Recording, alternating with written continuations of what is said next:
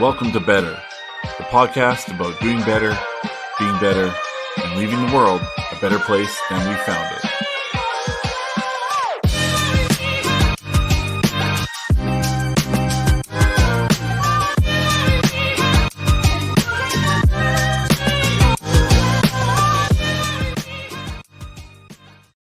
What's going on, everybody? Welcome to Better, do better, be better, make the world a better place. So happy to have you here. This is going to be an interesting podcast. But before we get into it, I got to tell you, you know what I'm about to do. Bam, The Last First Date, my book. If you're watching this right now, it's available. It's available March 1st on Amazon, hardcover, paperback, audiobook will come soon, ebook, all that. This is a very personal passion project for me, and I'm very excited to offer it to the world and see what everybody thinks. I'd really like to know if I'm a good author. We're about to find out. So with that said, you know, this book is based on loosely on how I met my girlfriend. And I always say to people, I don't think I could have gotten her as my girlfriend. I don't think she would have paid attention to me had I not learned how to be a man. And this is not about to be some, just over the top, you gotta be a man kind of podcast. And this isn't also going to be, you gotta be a feminist man kind of podcast. This is going to be, I'm very interested to see how everybody feels about this one, because I am going to attempt to bridge these concepts that have been at odds for a while now. There's a lot of talk in the media. There's a lot of conversation online about what it is to be a man. There are people that go off to the, like everything, off to the extremes of the left and the right. There's a lot of, the Tates of the world that believe you just have to be a caveman about it. There's a lot of, others. I can't think of an example off the top of my head right now, but others who feel like, a man is to submit. And I think there's somewhere in the middle we can land. And I've got, let's see here, 1, 2, 3, 4, 5, 6, 7, 8 things that I believe, if you can find a balance of these things, then you can, and I don't mean be a man like be a man. I mean like be a man as in be a man you can be proud of, be a man who people can look to and say, good guy, whatever, however they want to compliment you. But be a man in terms of finding your ability to be someone that others can look to and say, that makes sense to me. So let's dive in. All right. So the first thing, I do believe that domination and sleeping with the maximum number of women and all that is not, that's a very old traditional sense of things. I don't believe that makes a man. I believe, in fact, that and at this point in our evolution, it makes you a brute. It makes you a little bit gross, to be honest. But there is something traditional that I believe still maketh a man, and that is to be a provider. Now, it doesn't mean that the woman or the partner in your life can't be a provider as well. But the thing about men in 2025 is there is a hole for a lot of guys. Like, there's just a hole in us, us being the male species, the male side of the species. And I think that hole is because we are not, what's the word I'm looking for? I don't want to say we're not challenging ourselves enough. We are not succeeding enough. We are not pushing ourselves enough. And to be a provider means you have to get yourself right financially, get yourself right in terms of your work ethic, get yourself right in terms of your courage. There's all these things that go into becoming a provider. And if you are providing for yourself, first of all, definitely make sure that you provide for yourself before you even attempt to provide for others. But if you're able to provide for yourself, and then you're able to provide for your partner, and then let's say you have kids, you're able to provide for your kids, there is a great deal of satisfaction in that, which brings confidence, which brings, in a lot of ways, you want to try to do more. You want to try to be better in other ways, because you got that feeling of, okay, I've provided, I've done what I've done what I should be doing. And again, I don't think that it shouldn't be just the man providing. If that's what, that doesn't necessarily mean a woman can't provide, or a partner to the man can't provide. It just literally means that you've gone out there, the world has challenged you, you've looked the challenge in its face, and you have provided a life that is not necessarily, doesn't have to be extravagant or anything. You've just provided the ability to live, not just survive. So I would say number one on that list would be provider. Number two, this one.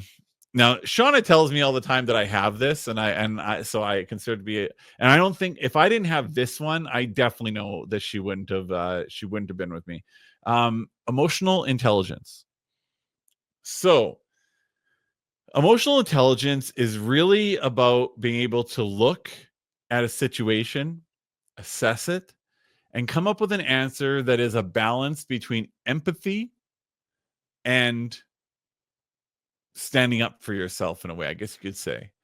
Emotional intelligence is, so let's say, for example, I remember when I worked in nightclubs, a guy would step on another guy's shoes and it would turn into a brawl and everything. And it was just ridiculous. We were always kicking people out for stepping on other people's shoes. That is an emotionally immature person. But to be able to step on someone's shoes, or to be the person whose shoes are stepped on, and to turn around and say, look at each other, and the person who stepped on the shoes say, oh dude, I'm so sorry, I didn't mean to do that, I just kind of, it's packed in here, it's hard to, like, I got bumped. And then for the person whose shoes are stepped on to say, all good, man, no problem, and go your separate ways, or whatever. That is emotional intelligence. Another example of emotional intelligence is when you're in a relationship with someone, and there's conflict that comes up. Let's say external conflict. And we can't all be great in every situation, right? So your partner's kind of freaking out a bit, kind of like overwhelmed, and you're able to calm them down, bring them into the situation in a different way, really assess it, and say, I get why you're overwhelmed here, but that's not going to help you go further past this issue. So let's talk about it, and let's come up with a solution. Another example, very quick example, is I have a episode where I talk about where being better starts, and that is with saying sorry. The ability to say, especially to your partner, when you do something wrong, I'm sorry, I was an asshole, I shouldn't have done that. I will try to remember that in the future and not do it again. That is emotional intelligence. And that is a very important piece of being a man. And I'll tie these all together at the end. The third one. Now, I don't mean this in terms of how much can you lift and bench and all that, but strength. I believe a man should be strong. A man should have the ability to look life in the eyes like it's a lion and say, back the fuck off, because I'm coming and I've got the tools that I need to conquer you. And that's really what strength is. Strength is acquiring the tools you need to be able to look life in the eyes and say, watch out. It doesn't mean having big muscles. I'm not a giant guy or anything, right? I work out. I try to stay in good shape. It's some days it's successful, some days it's not. But strength is ultimately all about getting skills and tools into your toolkit that allows you to say, I'm ready for this. I can deal with this. I am not going to break down. I am not going to fall apart. Those people that have those guys that, they bounce from job to job to job. And every time, let's say they're on their seventh job and you ask them, like, what happened at this one this time?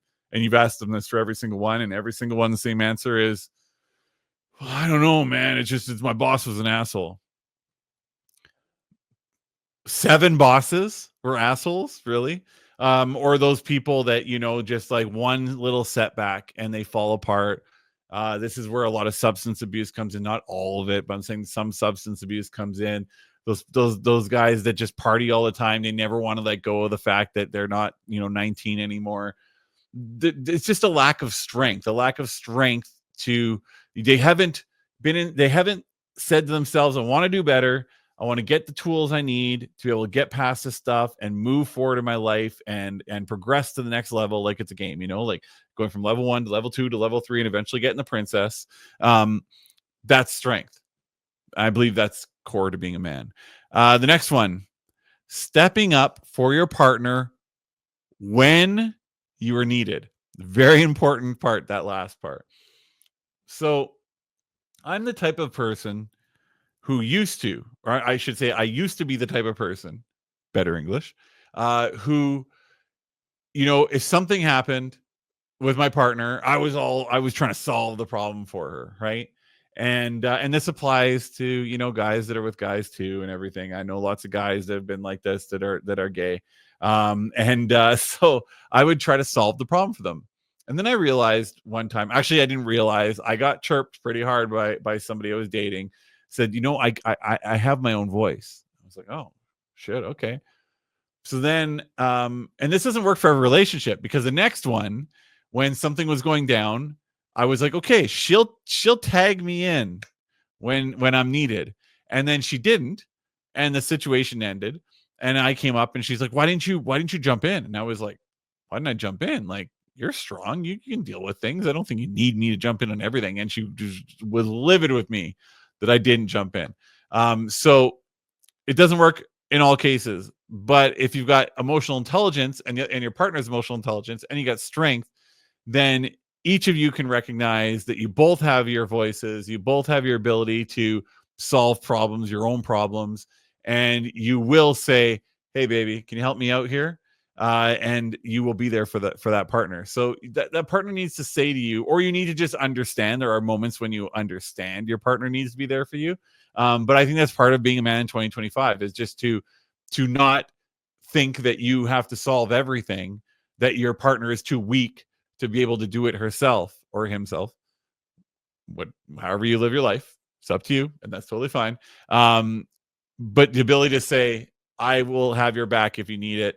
I will say, oh my God, you need my help, or I will wait for you to tag me in. That is a part of being a man, to be able to understand that. All right, the next one. We are on number 5. Not having to tear people down to rise up. Such an important one. I don't think I can't think of an instance where, I think this is one that was baked into me. Can't think of an instance where I tore people down to build myself up. No, I can't think of one. But I know a lot of people that have. And I've experienced it recently with my book release for The Last First Date. Amen. Hey, Brooke, how you doing? So I'm on Instagram Live with people, by the way, too, just if people want to ask questions while I'm talking. So anyway, so The Last First Date, I'm putting this book out. And so there was this one guy I ran into at Polo Park Mall. It's a mall here in Winnipeg. And he's like, hey, what's new? And I said, oh, and him and I have like this, one of those relationships where we're not friends, but we're friendly. So I said to him, like, oh, I got a book release coming up. You should come out. Like, bring your girlfriend out. It'll be a good time. There's going to be, dinner at Hermano's and a comedian and a reading and games and prizes and all these sorts of things. And and his response to me is, oh, yeah, no, I was going to read a book. I was going to write a book. And I probably still will. And I was like, oh, cool. Good for you. And I'm kind of like standing there awkwardly. I'm like, does that mean he's going to come with me? He's not going to come. Like, what is he saying to me right now? And he ultimately, we just ended up awkwardly saying bye. The next day, I'm in Winnipeg Square, which is also in Winnipeg. I'm all in Winnipeg. And oh, I'm good. I like that you're doing this live. Thank you, Brooke. The next day I'm in Winnipeg Square. I run into somebody and they're like, yeah, somebody said they read your book and it sucks. I was like, somebody said they read my book and it sucks? Who the hell said that? It was that guy. My book isn't even out yet. He had no ability to read my book. But here's the thing. This is the thing about it. He had to tear me down to make himself feel better because at one point he thought, I'm going to write a book. He never did. He couldn't get to that point where he had the strength to do it. And it's like anything. Like if you're building houses, if you're a mechanic, anything that requires skill, it's hard. It requires you to dig in and to learn new skills and to get strength in that area. I think I was a reflection of him that he didn't want to see. So he had to tear me down to others to build himself up, to make himself feel better by telling people my book sucks. He allowed himself to say, if I wrote a book, it would be much better, which is such a stupid way of looking at things. Don't do that, guys. If you want to be a man in 2025, you should be able to say to somebody who comes up and says, yeah, I got a book coming out. You want to come to the book release party? And if you are any kind of a friend, say, where, when, and how do I pay? That's it. That's all it should take. If you're busy, whatever, that's fine. And then that friend should do the same for you. That's it. That's what it comes down to. So that is 0.5, and I think that's really important. And Brooke is live, and she is saying it's probably never going to write. He's probably never going to write a book either. Man, the text is so small. Why did the text get so small? He just needs to say it to make himself seem superior. Put himself in. That's exactly it. He needs to feel like he is superior to me in that moment and in every moment. That's why he's going to go around and tell everybody my book sucks. I remember when I was working nightclubs and people would say, oh yeah, I heard you're such an asshole. All the time people would say that. I'm like, who told you that? It was always somebody who I had to kick out or somebody who I wouldn't, who tickets were sold out and I couldn't get them tickets because they're sold out. There's nothing I can do. Somebody who did something stupid and I had to pull them aside and get them to stop so that they could stay in the club. Stuff like that. It's always those people that called me an asshole. So yes, 100%. That is a big piece of the puzzle. They need to feel superior. And before I keep going here, I want to bring in a guy who I feel like, his character on General Hospital definitely is not a good man anymore. It used to be. When he started out on the show, he's the personification of a good man, but they've since ruined it. However, in real life, if you follow his Instagram journey, this is Cameron Mathison. If you follow his Instagram journey, you will see he is a good man. He is,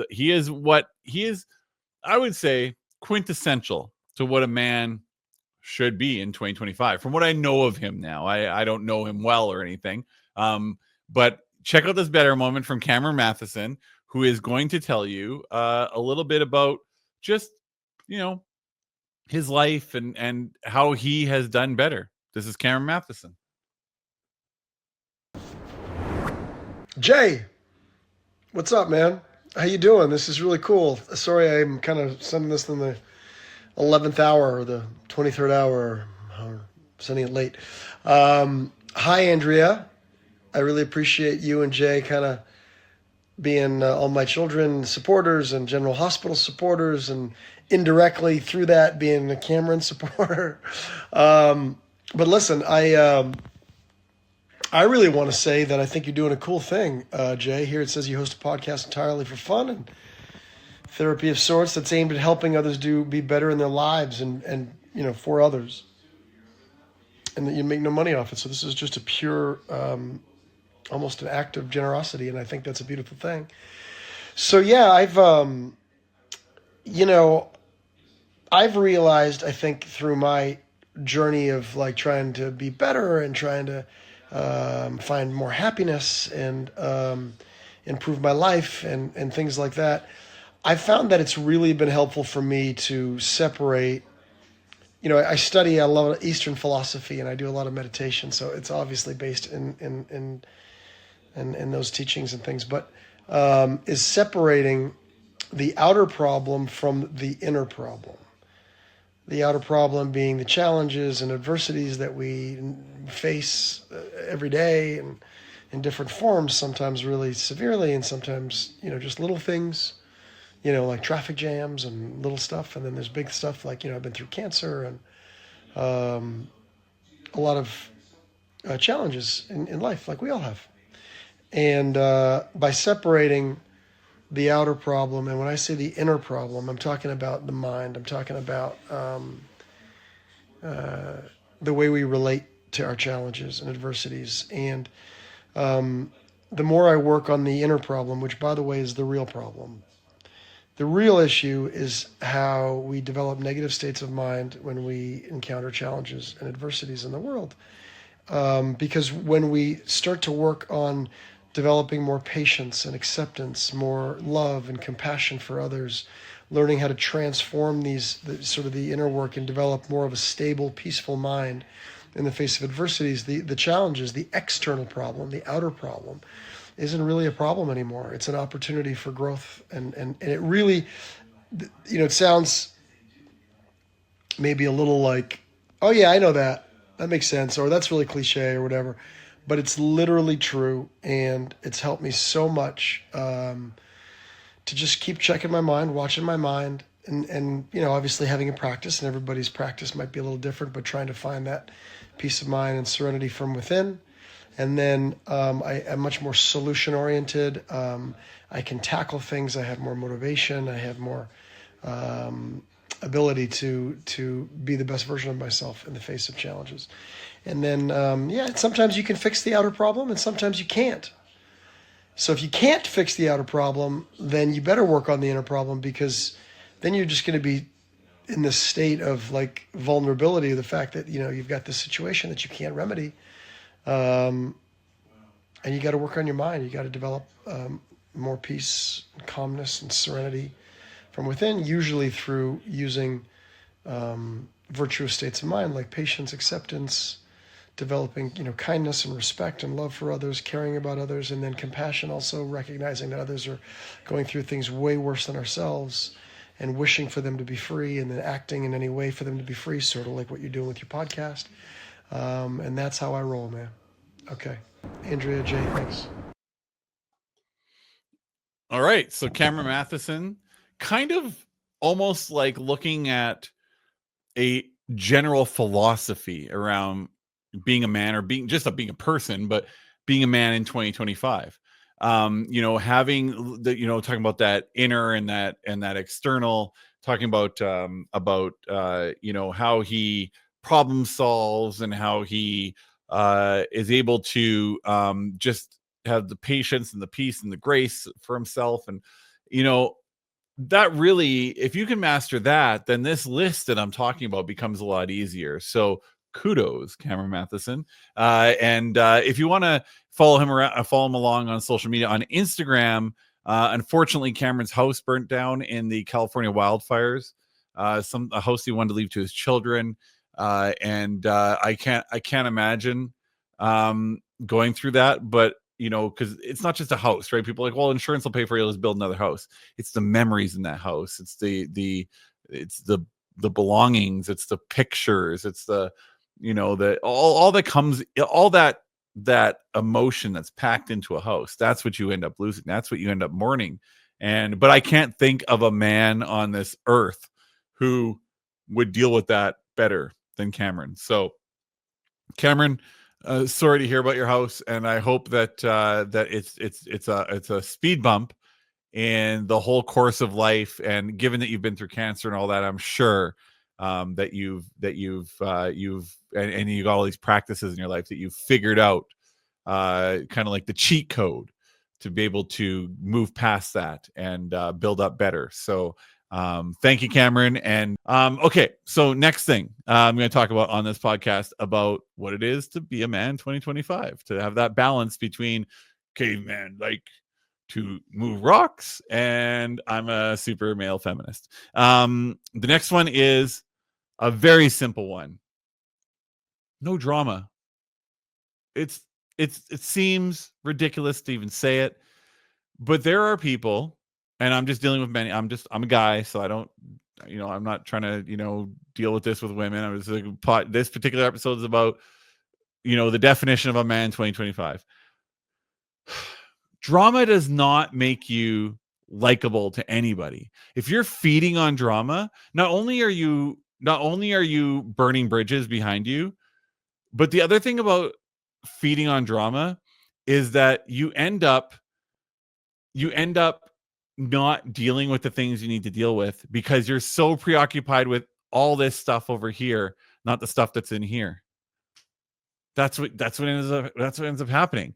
And so if you remove that drama from your life, see, the thing is, you got to remove negative things from your life to be able to make room for the positive things. And this is a lesson I learn every day. Right? I'm confronted by negativity every day. I just came off of a year of not being able to do anything. And I'm a guy that likes to do things. I like to build, I like to make, I like to do. And I spent a year on my back pretty much. And I had a lot of negative thoughts came into my head. Will I be able to crawl out of this hole? Will I be able to move on? Will I be able to make my next project work? Will I be able to make money? Will I be able to get better ever? Will I ever get to run again? Will I ever get to walk again properly without a limp? Things like that, right? All these negative thoughts are coming in my head. That was my own personal drama. And one day I just said, what am I doing? I'm not this guy. Yes, I'm going to walk without a limp. Yes, I'm going to run. Yes, I'm going to make money. Yes, I'm going to do that project. And here I am today, releasing my book, The Last First Date, available on Amazon. I am bringing back my Halloween event. I am going to be, it sounds like we're going to be working on a lounge. There's all these sorts of things there's all these opportunities. Whether I do everything that I say I'm going to do, or whether a new opportunity pops up that I know is going to be more fortuitous, more within my skill set and make more money, or whatever my qualifications are there for that for whatever project I take on, I can do it. Right. And that was my own personal drama. And then other people's drama, you bring that in. How do people have time? I don't even understand how guys have time. How do you have time? If you're trying to be a provider, if you're emotionally intelligent, if you're trying to build up your strength in your toolkit, if you're trying to, to help your partner out where needed, and you are not trying to tear people down, you're just trying to rise up, and, you how do you have time for drama? So I would say that's a big piece of being a man in 2025 is to not focus in on drama. Okay. Next one, recognition of what men do differently and sometimes better than women and vice versa. Huge one. Massive piece of the puzzle. If you want to be the guy that gets the partner that you feel you deserve, this whole thing, women can do anything a man can do, and this whole thing with all, it's just a huge debate in the media and on social media these days. No, we're different, and that's okay. I'm a larger guy. I'm not huge. I'm not like, I'm not jacked, or anything like that, but I'm a larger guy. I am tall. And I am larger, and I have a disproportionate amount of strength, thankfully, than you would think I have. And it allows me to do certain things that Shauna can't do, or not just can't do. It's just that I can do them with more efficient, just quicker or whatever, right? And she recognizes that. This is what I love about Shauna. This is one of the biggest reasons I love Shauna. She has all these strengths that I don't have, and I have strengths that she doesn't have. And we just say, she knows and I know what they are. And when a situation pops up where the other person can do it, and this kind of lends to helping your partner out when they need it, we just do it. Right. And for a man to say that no woman should, when Kamala Harris is running for president, regardless of your politics, when there were men out there saying a woman should never be president, a woman should never be in a position of power like that. Really? Because we've done such a bang up job with it, huh? We're the ultimate diplomats, are we? No war has ever started because of a man's ego, right? Now, women generally, not all, but generally, have They discovered that emotional intelligence way before us, right? So they have a much longer lifespan in general of emotional intelligence. So when a situation of conflict comes up, they're looking at it from a completely different perspective than a man that's just figured out that he needs emotional intelligence and has spent the last few years trying to figure it out. There are strengths that women have. There are strengths that men have, and there are strengths that we have that are the same. And you need to be able to just recognize that, and don't look at every woman like a threat. Okay. I don't mean to get political. I hate to talk about politics on this podcast, but every time Trump talks about a woman, she's nasty. She's nasty. Even the women that were on his side, she's nasty. Why are all women nasty all of a sudden? Why is it that every woman Trump's ever met is nasty? It's because he can't handle strong women being around him. There is. You see that interview where he was interviewed at the Black correspondence lunch or dinner or seminar or whatever it was, and there was this really strong woman who was asking him questions, and he was like, this is the worst questions I've ever been asked, the worst way I've ever been asked questions. And there's been Justin Trudeau is terrible for this too. He panders. He's the other way. He panders so hard that you're like, okay, try hard. But ultimately, at the end of the day, you have to be able to, as a man, submit to the fact that women are better at some things than men. That's it. That's what that point is. And you need to find yourself a woman who's same thing. And then you will complement each other like Sean and I do. Your strengths will build off of each other, and all will be well in the world. So that's that point. Really, the point there is just to recognize that everybody has their strengths, everybody has their weaknesses. You can compliment them or you can't or whatever, but nobody is inherently crappy just because they're genitalia. Okay, next one, last one. Lock into rationale while appreciating emotional input. All right, so I have in the past gone too far off to the side of rationale. For a while there, actually, I was wondering if I could even achieve emotions anymore. This is several years ago. Everything I did felt like a computer was processing that particular event in my life or whatever. And it was like I was a difference engine. I was looking at, here are the roads I can take. Here are the things I should do. What can give me the best outcome? But it was never an emotional outcome. I think there is there is strength. There is a true man can look at a certain situation and rise to the challenge through rational problem solving and making it work. But other situations, sit down and let the emotions flood out and cry just to get it out of your system. I think there's a balance there. It doesn't mean you should be crying at everything, and it doesn't mean you should be rational about everything. It just means that you if you want to be a man in 2025, you need to be able to have empathy for others, and you also need to be able to stand up for yourself. You need to be able to look at a situation and say, I can do this. And you need to be able to look at a situation and say, this is beyond me. This is going to break me. I need help here if I try to do this by myself, right? So that's essentially it. I'm sure there's other aspects to what maketh a man in 2025. But just to recap the list: a provider, emotional intelligence, strength, stepping up for your partner when needed. Don't forget that when needed part. Not having to tear people down to rise up. No drama. Recognition of the fact that men and women do things differently and have strengths, and they can complement each other, and it doesn't make you less of a man to admit that a woman has strengths that you don't have. And then locking into rationale while appreciating emotional input. So again, there's going to be more on the list. I'm sure over the years, as I think this through, I'm going to have more on the list, and I'll probably do more episodes like this. But ultimately, listen, guys, Andrew Tate, I don't understand why guys like him. And I think honestly, it's because they're missing these things, right? They're not really a provider. They're a taker. Their emotional intelligence is way through the floor. Like Andrew Tate's emotional intelligence is like it's in the earth's core at this point. It's so low. Um, Strength, yeah, he's built and he was a boxer and all these things. But in terms of can he deal with everything life throws at him? I don't think so. Based on the videos he posts and stuff like that. Stepping up for your partner when needed. He feels like a partner needs to submit. So no, he doesn't have that. Not having to tear people down to pull yourself up. He tears people down all the time.